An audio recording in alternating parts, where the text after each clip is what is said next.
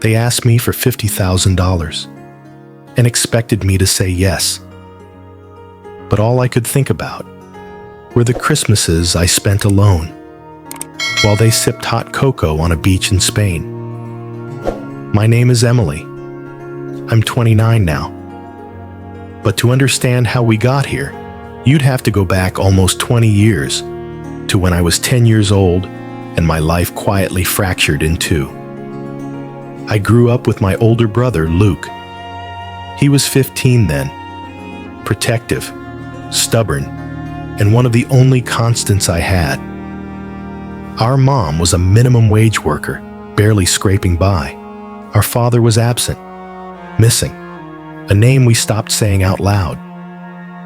When Mom married my stepfather, everything changed, at least for her. He was successful, very successful, the kind of man who had a well-cut suit for every day of the week. 2 kids from a previous marriage, Amy and Ada. Amy was 12, Ada was 11.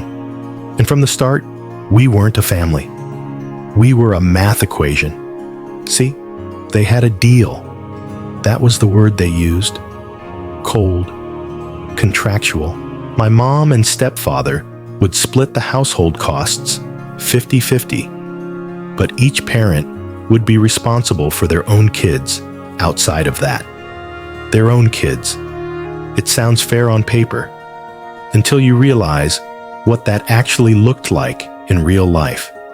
Luke and I were left with whatever my mom could afford after bills, which wasn't much. Meanwhile, Amy and Ada, they lived like little heiresses. Vacations to Paris, new clothes every season, music lessons, gymnastics, birthday parties that looked like wedding receptions. We weren't just left out, we were invisible. My brother and I shared a small room, even though there was a guest room that remained empty most of the time. My stepfather refused to let us use it. He said, "Your mom only covers her share of the house. One room is all she pays for." That stuck with me.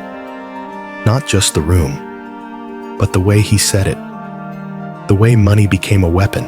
The way the house, that nice home in a good neighborhood, as my mom always reminded me, became a place where I learned what it meant to be lesser. Amy and Ada never let me forget it either.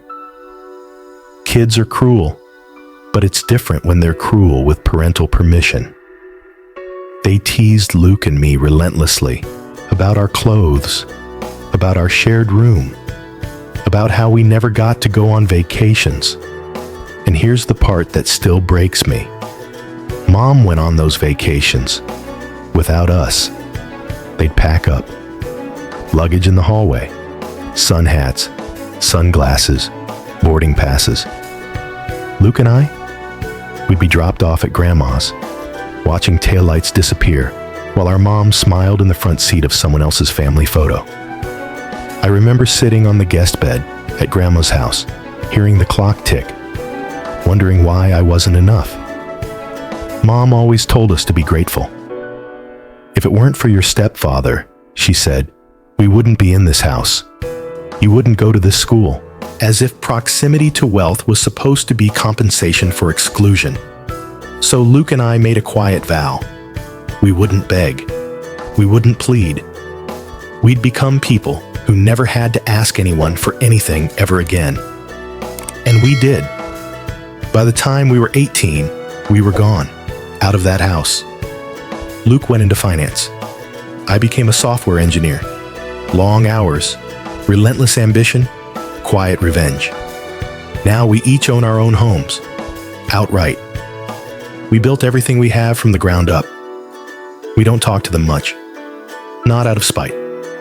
Just distance, emotional, historical, practical. We exist like estranged cousins who nod at each other across the room at weddings. And then, last week, I visited my mom. I wasn't expecting anything. I never do. I sat at the kitchen table, sipping coffee. The walls still held echoes I didn't want to hear. And that's when my stepfather brought it up. Amy, now grown, now pregnant, wants to buy a house. A big one. £500,000. She needs a deposit of $150K. She has $100K already. $25K she saved herself. $25K from her mom and $50K from him. And then he said it. I was wondering if you and Luke could help cover the last 50. He said it like he was asking for a ride to the airport. Like it was obvious. Natural. I looked him in the eye and said, no. Just that. He didn't accept it. He went on. Said we both own our homes. That we're doing well. That we're capable. That Amy is family. That we even gave our cousin $10K once to help with a house, so why not Amy? I said, that was my choice. This is also my choice. He said, if you can help, why wouldn't you? We're family. You help family. And I snapped. Like how you helped me and Luke when we were kids? Silence. It landed like a slap. The room went still. Even the kettle stopped humming. After a pause, he said something that I'm sure he thought was an apology. If I could go back in time, he said, I'd do things differently. I'd treat all 4 of you the same. I stared at him. That's good of you, I said, but it doesn't make you entitled to my money now. He looked wounded, said he wasn't demanding, just asking. Even promised to pay us back as part of the inheritance. I almost laughed, because Luke and I, we've never expected a cent of inheritance, not from him. I said, you're not entitled to a loan either. Later, my mom called me, said I could have said no without being an asshole, said he already feels guilty about the past, and I just poured salt in the wound. But what about all the wounds he poured salt in? What about the time I cried in the dark because my mom chose the Maldives over me? What about every birthday party where Amy had a magician and a bounce house and I had a cupcake? What about every time I swallowed my pain so she could keep her marriage? So, am I the asshole? Because I said no? Because I reminded him of the truth? Because I didn't fund the golden child's dream house? Or is this just what happens when a child learns to stop asking and starts answering? I don't know. But I do know this. I didn't need to bring up the past. But he's the one who brought up family. And all I did was tell him what that word meant to me. This story isn't about money. Not really. It's about memory. About how the things we survive in childhood leave shadows we carry into adulthood. Emily didn't say no to a financial request. She said no to a lifetime of being second. And for a man who thought he could buy back regret, her silence would have been cheaper.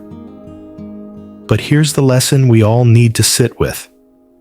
Love without equality breeds resentment. Families who teach children to understand, instead of protecting them from harm, often raise adults who remember everything. So here's our question to you. When does forgiveness begin? Is it when someone says, I wish I'd done things differently? Or when they actually do? Tell us in the comments. If you were in Emily's shoes, would you have given the money? Or would you have said no too? This has been AITA Story Vault. If this story resonated with you, subscribe for more true stories that hurt, heal, and make us all a little more human.